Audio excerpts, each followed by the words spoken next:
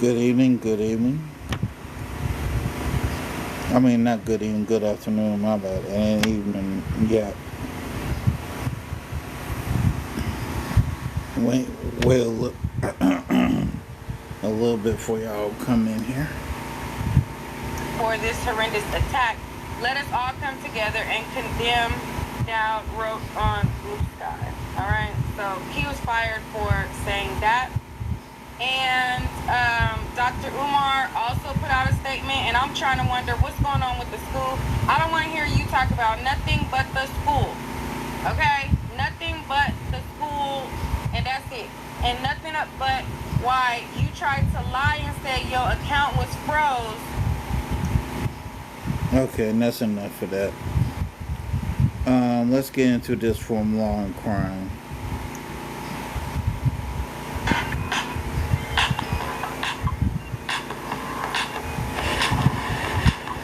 Breaking news in the assassination of conservative activist Charlie Kirk. A person of interest was in custody but then released.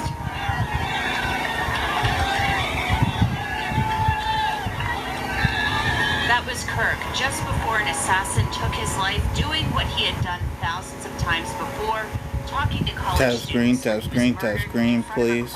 Tap screen, please. I am. Okay, what is her... I have the details of the arrest that ended up not happening. Hello. Welcome to this breaking edition of Crime Fix. I'm Anjanette Levy. I was going to tell you about an arrest being made in the murder of Charlie Kirk, but that ended up not happening.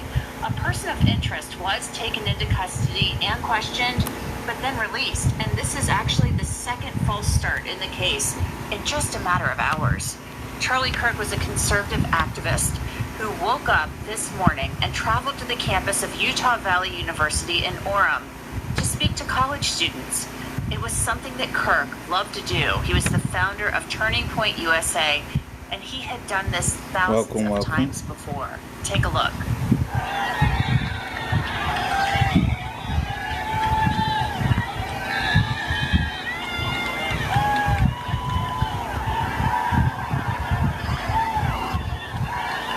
Kirk then took his seat under a tent and started to speak to the students, taking questions.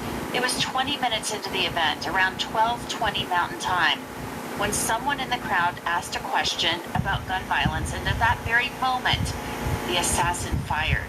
Kirk was hit in the neck. I'm not going to show the video to you. It's horrific.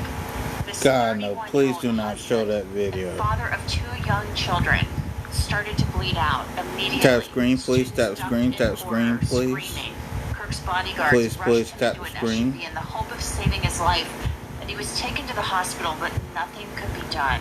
A man was detained, and it appeared a suspect was in custody immediately, but then that person was released. Then later, FBI Director Kash Patel tweeted, Tap screen, the subject please. for the horrific shooting today that took the life of Charlie Kirk is now in custody. Thank you to the local and state authorities in Utah for your partnership with the FBI. We will provide updates when able. But guess what? Patel's information did not pan out. Patel later tweeted, the subject in custody has been released after an interrogation by law enforcement. Our investigation continues, and we will continue to release information in interest of transparency. So the search for the shooter continues. Charlie Kirk leaves behind a wife, Erica, and two young children. Earlier this year, Erica Kirk posted a video on TikTok thanking Charlie for, quote, being my love story. To discuss this just horrific turn of events, I would like to bring in Bob McEwen. He is a friend of Charlie Kirk's, and he is also a former congressman from the state of Ohio and a board member at Turning Point USA. Bob, first and foremost, my condolences go out to you and everybody at Turning Point, Charlie Kirk's family. How are you doing upon hearing of this news that he's been assassinated? He was murdered. That's exactly correct. He really was. He gave his life. He impacted the nation more than anyone his age ever. He's like the president. There's no two of them.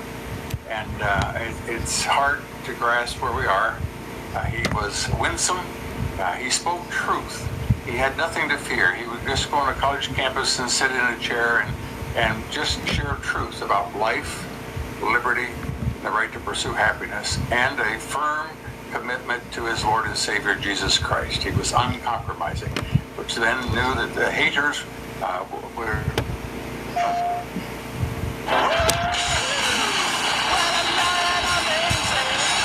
He was uncompromising, which then knew that the haters would come after him. He had security, but we hoped that this day would never come. And certainly for Erica and the children, I know how upset and distressed I am just to think how they must feel. It's a horrible few hours that we've endured. You said that he had security, which, obviously was a good thing, but I mean, were there ever threats that he had received? Was he concerned about his safety, especially after what happened with President Trump and Butler, during the campaign? I mean, he's sitting out in these tap screen, please. Please tap screen. You're receiving threats. Tap screen. The thing is that truth overcomes error, and error cannot tolerate truth. Error can speak with error, and they can just go and have white papers and discussions and conferences. But once truth enters the room, they all turn on the truth. They have to only the left burns books, and only the left censors. And so he knew that his life was under threat on a regular basis, just really daily. And of course, we've talked about it. He could never take his children to the grocery store or never walk in the park alone. And Erica, welcome. Tap screen. That preserving this, the greatest hope in the history of mankind, the United States of America. Tap screen, please. And he was willing to make that sacrifice. But as you can see, it was one bullet, a person prepared to take him out, and that assassin, who obviously was a hater, and he had to silence truth, because when Charlie had people talk about these things and they began to logically think, it made a tremendous change. We've always said that young people, you really didn't need to worry about them until after they got married, after they became parents, and after they got a job, that they would all become conservatives eventually. So just let them talk about socialism and communism and things when they're young. But Charlie didn't believe that. He said, no, let's do it. Let's talk right now. And the shift has taken place that we've never seen, certainly in any of our lifetimes. That the most conservative demographic is 18 to 25.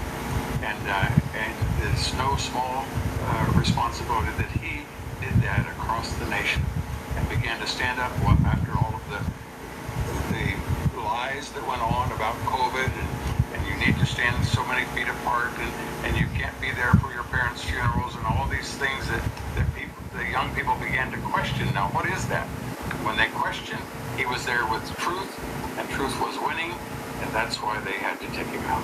Where were you when you heard that he had been shot? Well, I was at my desk, and I got a call from his chief of staff and mentioned that he had just been shot, and it was in the neck, and he wasn't sure. They had no more information. Tap screen. 15 to 20 minutes after that then broke on the news that he had been fired upon. And then we prayed, hopeful that he would survive, because I repeat, and there's no two like him. There's no one to take his place. But nevertheless, so I'm reaching out to the staff. Obviously, lives have been upended. That was the goal. And all we can do is we think about what the president went through, and they made 2 attempts to get at him as well. Of course, we'll see who's responsible for it. Our nation was blessed by his service and his commitment to righteousness, as our John Adams said about our Constitution, was made for a moral and a religious people. It's wholly inadequate to the government of any other. And so when his commitment and our commitment to preserving life, there are those that arouses such hatred that we've experienced it today, unfortunately. This is clearly a political assassination. I mean, there's no ifs, ands, or buts about it. He was at an event he had hosted Tap screen, please. Please tap screen. And as somebody laid in wait to take his life. Do you expect federal charges to come of this? I would think possibly there would be, just because of the political nature of this. I'll be right back, y'all. I gotta cut my hair We do on. have a Department of Justice that's interested in justice, and while that wouldn't be such a critical point in a state like Utah where they have common sense, but in places like New York, or the whole idea that they couldn't incarcerate people in North Carolina is why that stabbing took place. We have the same thing in California, and where you don't incarcerate people, that they have what are called cashless bail. Cashless bail means that there is no bail. That's like saying when you steal a car, you say Here you go. it's a cashless purchase. Here we so, go. Those people are allowed to run. What's your name? In Utah, I think Maddie, I have no idea. Fortunately, we have a Department of Justice under our current president that will make sure that justice is done. And so he's being... And I got pauses for them. To answer your question, Maddie, that the shot to Charlie does indeed look like a precision shot. So at this time, I can't answer that question. Prosecuted under federal law, and under federal law there is... Tap the screen, please. Tap the screen. You gave the toast at Charlie Kirk's wedding. I mean, you were very close to him. You were, you know. Welcome. Kirk's wedding. I mean, you were very close to him. You were, you know, a Turning Point USA board member. I mean, you known him for a really long time. I mean, just talk to me about that relationship. Well, I repeat, there aren't two people like him. He was a full-time learner. He took 2 hours every day to learn. He began his day faithfully with exercise and time in the scriptures. Then he went to an education of, whether it be on Hillsdale or whatever, reading a book for 2 hours every day. And then he ran a massive organization, $100 million, over 1,000 employees just in the last election. A massive. A lot of people, they say they do a lot of things, but he actually did them. And as a result, I remember, as you know, under the last president, there was this effort to incarcerate anybody that was a conservative. We were at dinner one time. My wife asked all the people at the table, had anyone there not had the FBI come knock on their door, and no one. All these are all people that you'd recognize their names. And I remember when the FBI came to my door, and of course the purpose of that do that is because it always costs you 6 figures or more just to respond to them. Not that you've ever done anything. We just want to talk.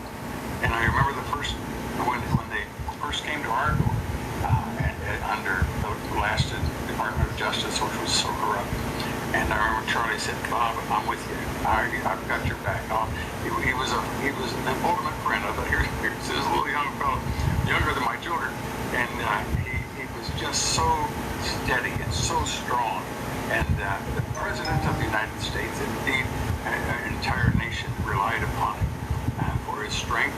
And you're seeing the reaction across the country. And the difficulty is that young people, as you know, all of us that went to school, we all know that if you were conservative, you were... Tap screen. And that was the case up until just about 18 months ago, or 20 months, when it began to turn.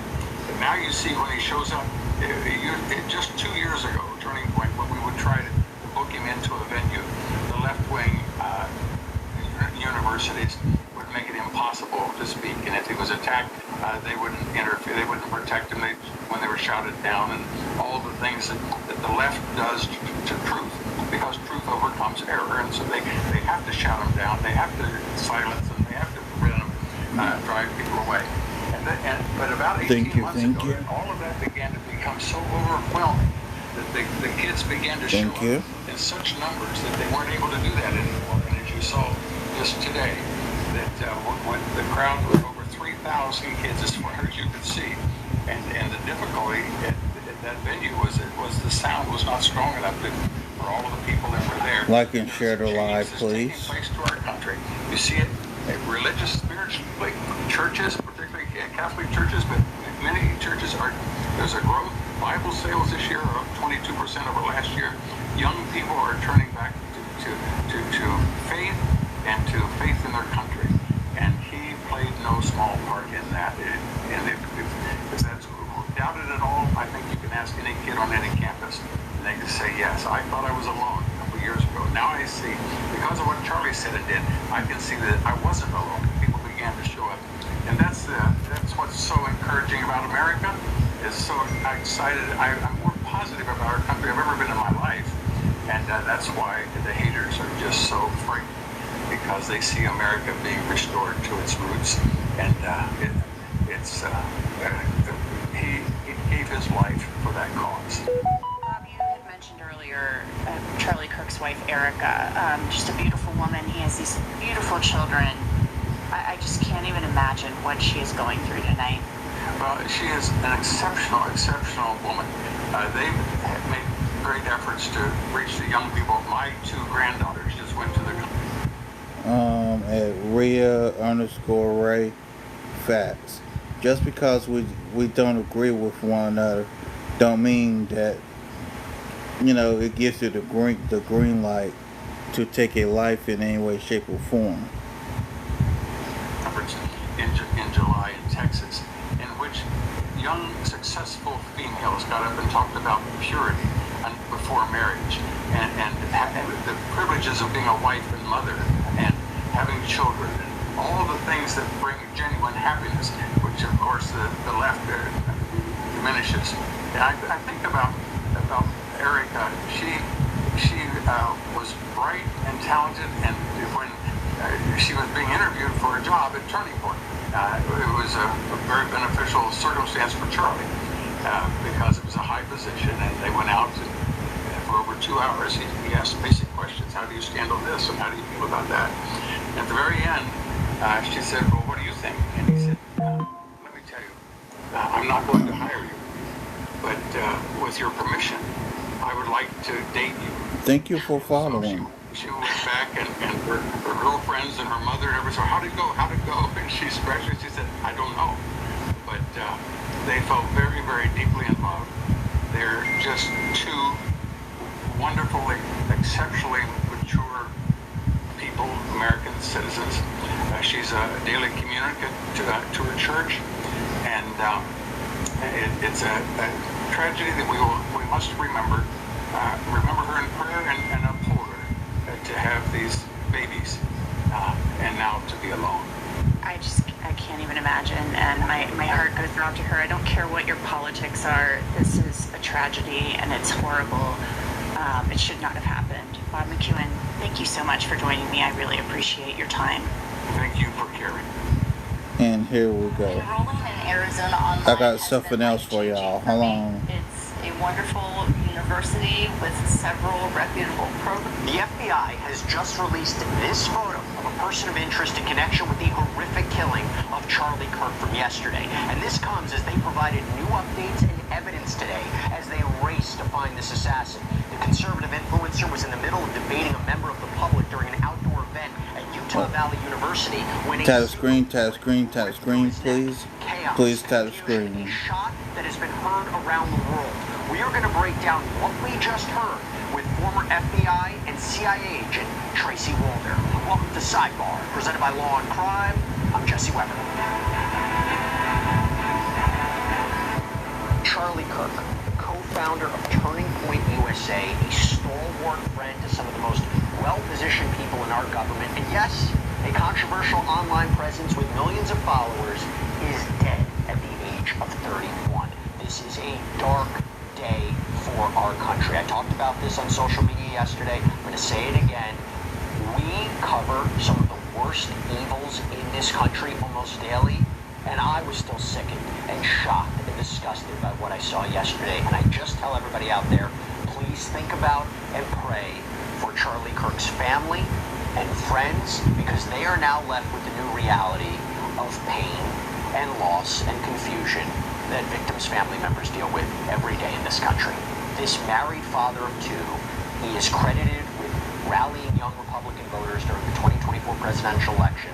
He had this famous debate-style events at colleges around the country, drawing praise from some, criticism from others, and this was his final one. It was during one of those college events on Wednesday that Kirk was shot and killed. And again, we are about to get into what the FBI just said, but it appears, based on their comments, that this may be a lone gunman. The inconvenient truth. I really can't say that. Only thing I'm going on is by what can be proven. Nothing more, nothing less. Thank you. Lone gunman who was atop a roof near the heart of Utah Valley University's campus in Orem. And we are learning, again, new details about that shooter right now from public safety officials and the FBI. We're going to show you the brand new press footage, and I'm going to be bringing on former FBI and CIA agent Tracy Walter to break down what these new developments mean, the potential evidence, how they're going to analyze it. Are we closer to actually catching the suspected shooter? We'll talk about it, but here's what we know. You had event goers who were lined up in an outdoor area to ask this conservative activist questions about things like gun violence and gender identity. And tap screen, please. Please tap screen. Moving over a microphone at the quad. There's a lot of political excitement there. But again, controversial figure. And the New York Times reports that 40,000 people turned out to see Kirk speak as he started another round of college tours. This one was called the American Comeback. Now, Kirk was seated underneath a canopy. He was surrounded by these metal barricades with his own personal security nearby. We can have a separate conversation, and maybe we will, about potentially the lack of security. But as seen in videos that were posted to social media, a member of the public standing just a few feet away screen, please. was questioning Kirk about recent gun violence in America.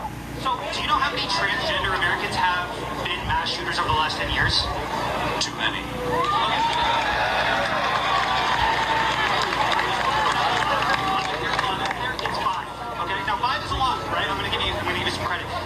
Do you know how many mass shooters there have been in America over the last 10 years? Counting or not counting gang violence? And at that moment, there was the sound of a single gunshot, and Charlie Kirk fell. If you've seen the videos online, they are awful. They are. You've seen this video. It was taken by people in the crowd. It shows the moment that a bullet literally tore through Kirk's neck, sending him sprawling to the ground. It is horrific. He was carried to a nearby vehicle. He was rushed to the hospital. It was only a few miles away, but he was pronounced dead. And Utah officials would later say that they believe that this was a targeted attack, one bullet, one victim. Now, people at the event, they scattered in all directions. They were screaming.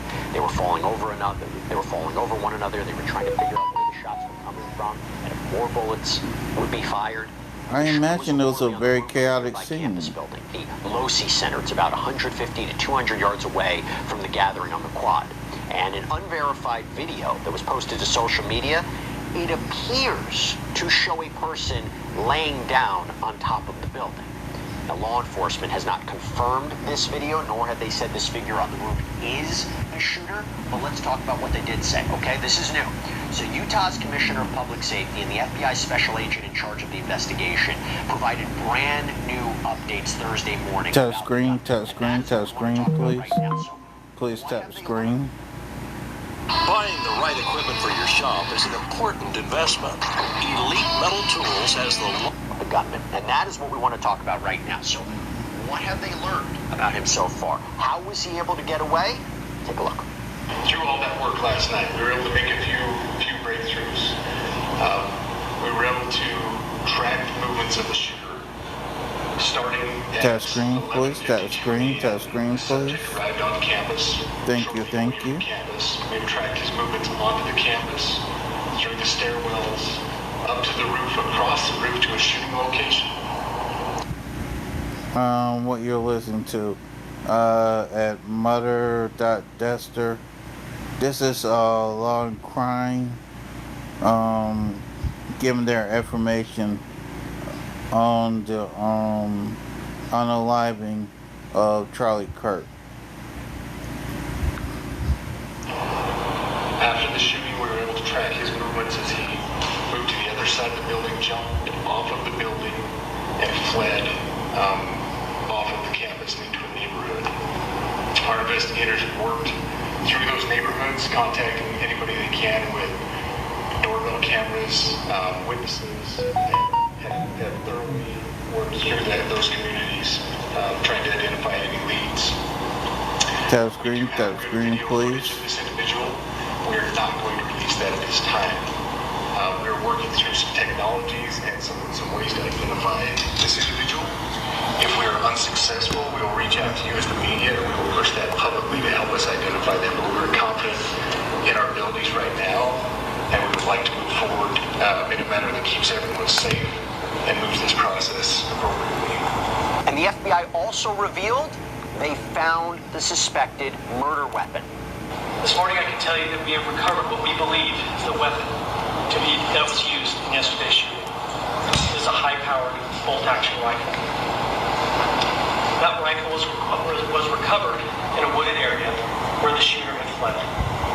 So the FBI laboratory will be analyzing this weapon. Investigators have also collected footwear impression, a palm print, and forearm imprints for analysis. I understand there are a lot of questions about motive. I assure you that all leads, tips are being fully investigated. As of this morning, we have received more than 130 tips. We thank the community for that. The FBI has brought every resource to bear, and we will continue to do so throughout the course of this investigation.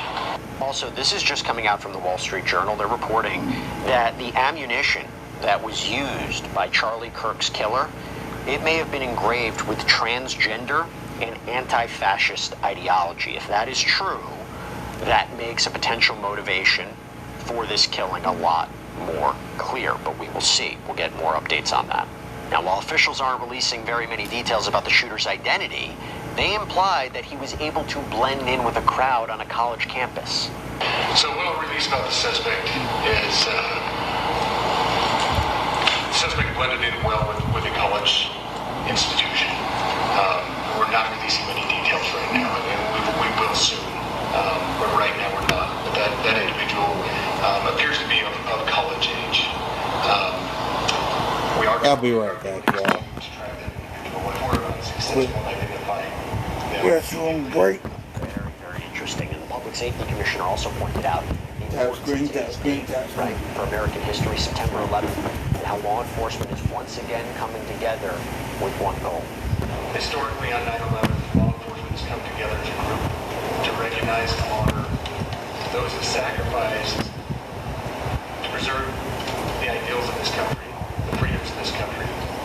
And instead, we find ourselves today having a murderer who chose to violate our rights, the rights of an individual within this country. Now, again, I'm going to bring on Tracy. We're going to talk about what all this means. But the FBI and other agencies, they are actively working to try to track down this shooter. But there is misinformation, there is misidentification, it has run rampant so far. And just minutes after the shooting, there were details that started circulating online about an arrest. There were images on social media showing an older man being hauled away by multiple people. And soon officials would put out a statement saying that this man was not the shooter. He was arrested. He was arrested for obstruction, but he's not the shooter. And then hours later, FBI Director Kash Patel posted on X, formerly known as Twitter, that the subject of the horrific shooting today that took the life of Charlie Kirk is now in custody. But not long after that, the director kind of clarified, saying the subject in custody has been released after an interrogation by law enforcement. Our investigation continues, and we will continue to release. Okay, I'm back. Tap screen, please. Please tap screen. Those people do not deserve to be targeted in person or online. Yesterday, during the investigative process, we located a couple of persons of interest. See if they turn up. Those individuals. And after releasing them and after clearing them of being suspects, they faced scrutiny, they faced threats.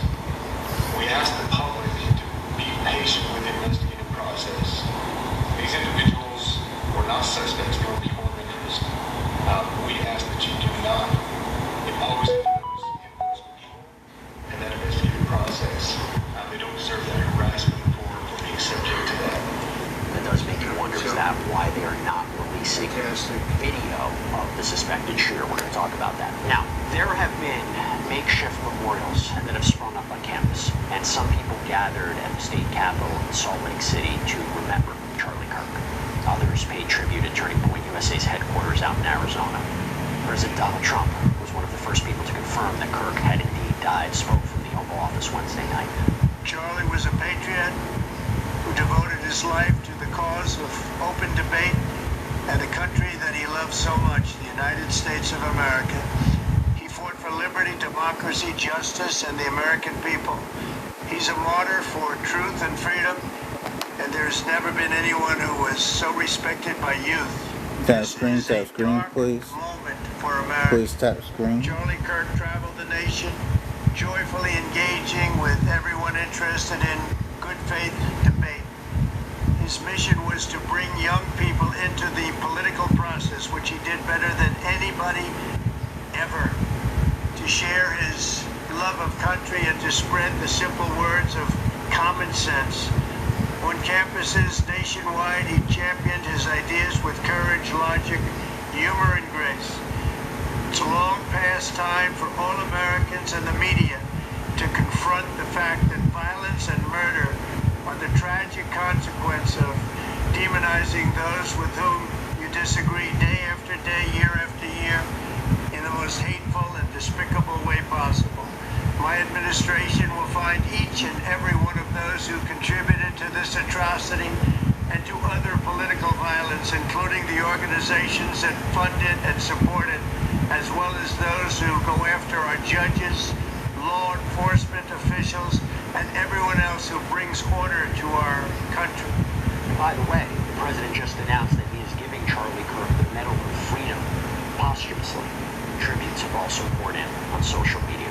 Political advisor Stephen Miller posted on X, "Our hearts are shattered. America has lost one of its greatest champions. A loving family has lost the most extraordinary husband and father. All of us must now dedicate ourselves to defeating the evil that stole Charlie from this world." Again, FBI Director Kash Patel, who's close with Kirk, wrote on his personal X account, "Rest in peace, my friend. Conservative titan Charlie Kirk. I am praying for Charlie and his family. His passion for American and fearless leadership inspired millions, and his impact will live on in this movement for generations." Former President Barack Obama posted on X. Thank you. What motivated the person who shot and killed Charlie Kirk. Of this kind of despicable violence has no place in our democracy. Michelle and I will be praying for Charlie's family tonight, especially his wife Erica and their 2 young children. And as people were fleeing the school, armed law enforcement officers, they were pouring in. They were going from building to building to help escort people to safety. And just before 9 p.m. Eastern Time, school officials gave the all clear, saying there's no ongoing threat to the campus. Utah Valley University announced that classes were canceled, but the school will be closed until at least Monday.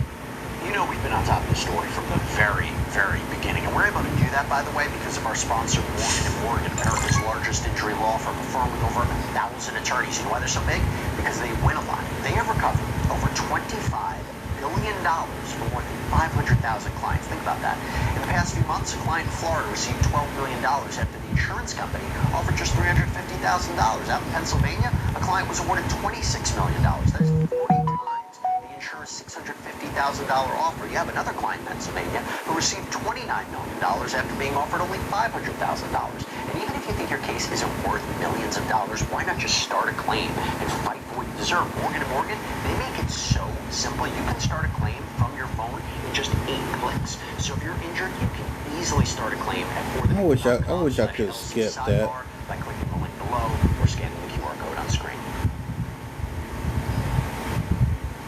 Okay, so I want to break down what all of this means. This presser just ended, and we're bringing on right now former CIA and FBI agent, friend of the show, Tracy Walder. Tracy, thank you so much for coming on. Really appreciate it. So let's just talk about what we heard here from this presser. They were able to track the movements of the shooter. Tap screen, please. Please tap screen. Tracking movements through the stairwell to the roof. They find the shooting location, saying the shooter jumped off the building after the shooting, fled into the neighborhood, that they start canvassing the neighborhood, looking for doorbell footage, contacting anyone that has footage. They have confirmed they have video footage of the shooter, but they are not going to release it, and they are working on ways to ID this person. Before we go any further into the revelations from this press conference, let's start there. What do you think of that police work, and what can we glean from that? Well, thank you so much for having me. Obviously, it's relatively quick police work, in my opinion. I said yesterday that this was going to be a bit of a cumbersome bipartisan process. In a way, and I don't mean this in a bad way, you have too much digital evidence. You have 3,000 college students, not all, but you have 3,000 college students who all have phones, all have videos. You have CCTV probably all over the school. That takes a long time to go through. So what that tells me is it was probably all hands on deck, obviously most of yesterday, and then into today to review that footage. Also, what's interesting to me is it sounds, just if he arrived at campus, or the shooter arrived at campus at 11:52, as they said in the press conference, that this person was actually not laying in wait all that long. I mean, they were laying in wait a bit, but we're not talking hours or anything like that. And so this is someone that knew, obviously, what was going to take place on the campus that day, knew, in my opinion, probably studied Charlie, how he spoke, how long he answered questions for, and was really prepared in what they were doing. But also knew where Charlie was going to be positioned and knew exactly where to go. Like the idea of that roof, 200 yards away, set up a position, that was planned. That's what's eerie about it. It doesn't, I mean, again, we're just trying to take it piece by piece here, but it doesn't seem that someone showed up and tried to figure out where's the best place to go. This feels very quick and very coordinated and very planned. Oh yeah, there's no question. I said that yesterday actually on News Nation, that I think this took quite a bit of planning, in my opinion, because the reality is I think they knew where the event would take place simply because it had been promoted beforehand, and they probably knew that would be that, I guess, what they're calling fishbowl gathering place, so kind of think Las Vegas mass shooting, that also was sort of a fishbowl situation, if you will. And they knew that he would probably be covered a bit with that pop-up tent. That's what he does tend to do in those outside settings, if you will. I believe this is a person that I do think, if they go back, had been on campus before, in my opinion, and had probably scoped out some of the buildings that they felt would be the best and the most opportune to take that shot. I'll get to this weapon that apparently they recovered in a second, but what's the technology? What is the ways? Tap screen, please. Potential shooter. Please tap screen. So there's a couple ways. There's obviously facial recognition technology. Now, I don't know how good it is with CCTV or with the Ring doorbell cameras. Right? I am not sure. Thank you for following. Picture they have of this individual. But one thing you also can do, and they actually did this with Minjio, demonstrate this individual. So how tall are they? Approximately how much do they weigh? You can actually glean all of that information from video footage, even CCTV video footage, which isn't good. Okay, let's talk about this weapon. They announced they recovered a weapon, a bolt-action rifle, found in a wooded area where this alleged shooter had escaped. The FBI announced they are analyzing this weapon. A, are you surprised that seems to be the weapon, the suspected murder weapon here, a bolt-action rifle, based on what we saw and what we heard yesterday? B, the fact of where it was recovered and why it was ultimately discarded.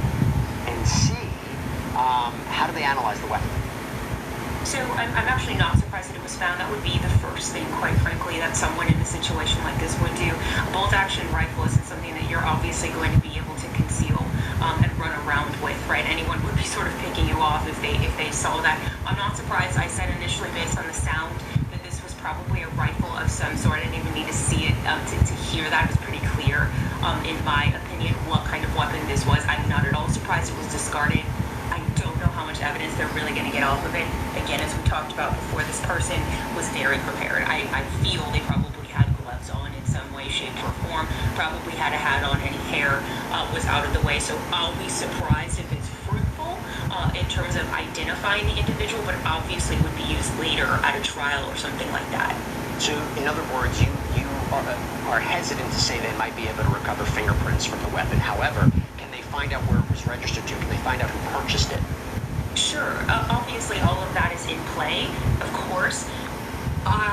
I'm just being honest, I would be very surprised if someone, we talked about this kind of planned nature, right? Scoping out the school, the situation, all of those things, would use a weapon that was registered. Tap screen. The serial number already removed. Now, again, it's great when criminals make mistakes. So maybe that is on there, but I would have thought that would have been one of the first things they would have done, was either remove the serial number or use a weapon that was stolen and not registered. The bolt-action rifle is that tough to fire? If we're talking about firing it from a roof about 200 yards away, shooting Charlie Kirk in the neck, is that a tough shot? Are you saying there has to be a level of training, or what should we be thinking about in terms of this weapon? Yeah, I've been asked that question actually a lot. I think we want to think that this is some kind of a trained assassin. Maybe we see that in movies, and that's something that we want to see. But the reality is a 200-yard shot, which is about what this is. Again, I don't have the exact data, but a 200-yard shot. I believe he was probably aiming for the head, came in a little bit low, but again, I don't know for sure. This is Thank you, Woman Red, for following. Weapons, there's no question. I don't think if you've never held a weapon before, you would be able to do that. But this is someone that probably had a scope attached, had been sitting there for a few minutes, got the target in their sights, and got off. Thank you all for joining. Thank you to the 3 new followers. Thank you. Kind of a trained assassin. Now, if you were talking about 600 yards or more, sure, but I don't feel that that's far enough for this to be some kind of a sharpshooter. Is a bolt-action rifle common? Do a lot of people own these?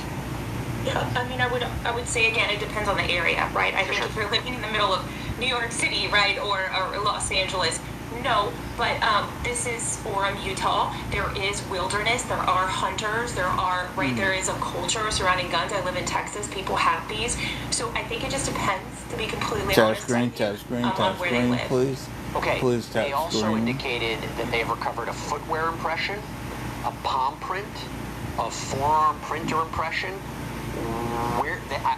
How do they recover that? What do they do with that information? How do they ultimately process that to determine the identity of those people? So the footprint is going to be very similar to what we saw in the Brian Koberger, Idaho case. Obviously, they're going to photograph it. They may even cast it, right, to get an actual impression of that footprint and save it. Then once the problem is let's just say it's a Nike footprint. There are millions of people that own Nikes, and so that's going to be something that might not help them immediately identify the individual, but may help them actually convict this individual if they find them and find that exact shoe. So that's going to be good for evidence later in terms of obtaining a conviction.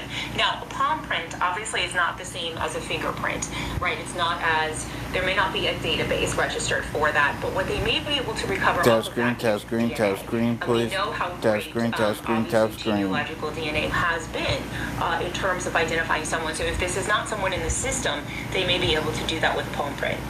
And when they say that this is a person who blended in well with the college institution, what does that tell you? I mean, what that tells me, I believe, and I said this yesterday, that this person had every intention of using the college's cover for themselves. I mean, full stop. So what that tells me is this is someone who at least looks like they belong on a college campus. So we're talking 18 to maybe later 20s. May not be, but looks that way. Someone who really wouldn't draw necessarily attention to themselves, doesn't stick out in this situation. So if someone saw this person walking to this building, if you will. We also have to think about the fact that there could have been a change of clothes. Afterwards, they said they saw someone in all black clothing running away from that rooftop. This could have been someone who came to the college in, I guess, plain clothes, not all black necessarily, and then changed out afterwards to disguise themselves more. So I think this is someone who definitely looked like they belonged there. Thank you. If I remember correctly from the press conference, they said they got, 130 tips? It's a lot. How do they sort through it to determine what's credible? You know, I don't mean to sound rude, it's a lot, but it's actually not as many as I thought, if you want me to be completely honest with you, Jesse. I actually thought that we would have thousands, simply because of the sheer volume, right, of how many students were there. Then you have a neighborhood, right, with Ring doorbell cameras, all of the things. You also have a public in this area who is probably on high alert and wants to help. And so I actually thought we would be in the thousands, if you want me to be fully transparent. I'm not saying 130 is low. That's good. That's a great place to start. I'm just tap screen, y'all. Please continue tap screen. The shooter hasn't been caught. I mean, this was a very public area. There wasn't a ton of security, right? They talk about maybe the lack of law enforcement, but they were quick on the scene after the shooting. 3,000 people there. Everybody had cameras. Are you surprised that the suspected shooter was not caught yet? Yeah, that's a touchy subject, because yesterday I actually said on the news when they said they had caught someone, and I think it was sort of an older white male that they had on the ground. I actually said I do not believe that this is the shooter. I believe it is too quick to capture him, and I believe the shot came from the roof. And everyone piled on me for that. And so I am actually not surprised that they haven't caught this individual. I think that this was highly planned. This person absolutely had an egress route, and if this shot did come from the roof, it's not going to be someone who was able to be caught immediately on the ground exiting the scene. And I wanted your explanation about what happened yesterday. There were reports about individuals who were detained. They were let go. FBI Director Kash Patel Tap screen, please. was in custody but Please released tap after screen. interrogation. I think there was a lot of confusion, particularly online, about where the day was going to end. Can you explain that a little bit more? I mean, I'm going to be completely honest. This isn't like political in any way. I would say this about any FBI director. I do not believe that they should be putting on social media until they know for certain that this is absolutely the individual, because it does create confusion around the public. And then what happens is people let their guards down, and you may miss other tips, legitimate tips of individuals who really did perpetrate this. So I wasn't a huge fan of that, but I understand the need to want to arrest someone who did this. When you think about how the shooting happened, Tap screen, please. Charlie Kirk was talking about tap shootings. screen. The last word that he said before he was shot was violence. You see him get shot. Do you think this is a situation where it was one person acting alone? Or do you think it was coordinated and there was some help? I mean, we don't know at this point. I've seen a lot of people talking online about what may or may not have happened. From your perspective, we talked about how it might have been planned. Would you suspect that there could be multiple people involved? So I think so, but not in the sense that you may think, Jesse. So what I actually think is there are these they're from Telegram sub-channels, those kinds of things on social media, where individuals talk about this kind of thing and talk about this kind of violence. So I 100% think that there were individuals in this chat room assisting this person, goading this person on, wanting them to Most do it, likely. that absolutely exists in this internet subculture. So that's where I think these accomplices Tap screen, please. Please tap screen. All the videos, all the participants. Does the FBI, does local law enforcement, do they try to interview all these people? Do they try to get all this footage? What happens? Yeah, that's a tough one, because like we said before, this is what 3,000-ish students, and it's real difficult to confiscate all of their cell phones, especially ones that ran away, right? So my guess is what they're going to do is anyone they came into contact with, they probably took their phones or asked for their phones. Then also any video that they're seeing being leaked online, shared on social media, they're going to find that, and they're going to find the person who did that, not in a bad way, but they want that video. And so I think those are the things that... Allegedly, according to KSL News Utah, Vice President J.D. Vance lands in Utah to pay respects to Charlie Kirk. They're probably doing right now and yesterday. Tracy, before I let you go, before you have to jump back to News Nation and you're such a brilliant voice on this. Do you have confidence that the shooter is going to be caught within the next few days? Oh gosh. I would like to hope so. My only concern is that this person has quite a bit of hours of a head start. There is an airport only 45 minutes away. If we don't have a name on that individual, they actually could be out of the U.S. By this point, and that becomes complicated. So I'd say my confidence is probably 60-65%. Tracy, listen, thank you so much for coming on. I mean, literally, this press conference happened 5 minutes. It ended 5 minutes before you came on. Always appreciate your insight. You can check Tracy out online on News Nation. She's a contributor there. Really, thank you so much for taking the time. We really, really appreciate it. Thank you for having me, Jesse. I really appreciate it. That is all we have for you right now here on Sidebar. Everybody, thank you so much for joining us. And as always, please subscribe on YouTube. Okay, and that's it for that. We're getting ready to go to KSL News Utah. Let's go.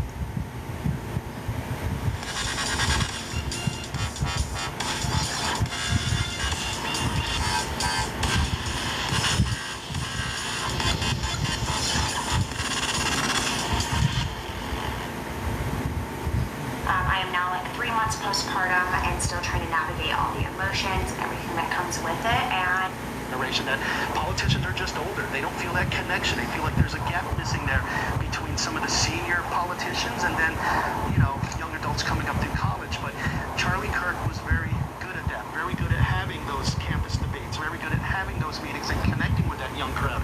It's why yesterday when we were interviewing students, and not even students at UVU, but young people who were just coming to UVU to be a part of that debate, to hear that debate, whether they agreed with Charlie Kirk or not, a lot of people wanted to come to just hear what he had to say. You didn't have to believe in what Charlie Kirk was speaking about, but you could believe in the message to at least having open minds and expanding your thoughts and expanding your minds to hear different ideas, different policies, different thoughts about things.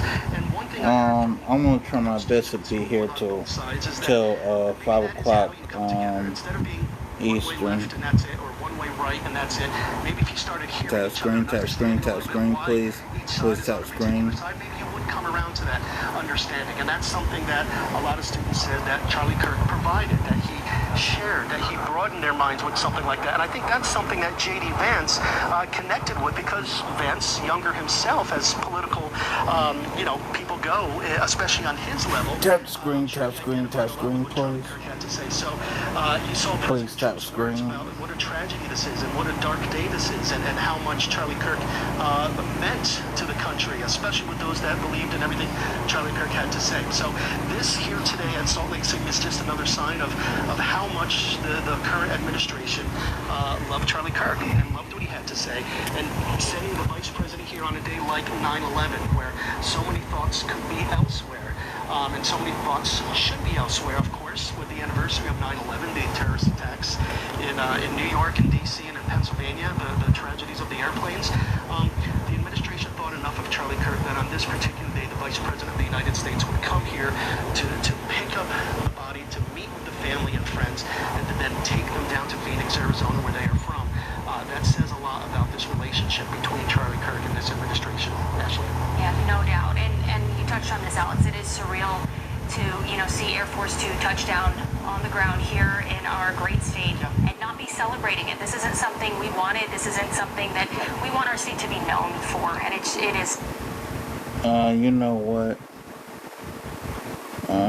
It's probably going to take J.D. Vance a little bit to get to the school or hospital. So I'm just going to end this and come back. I'm going to end this and come back.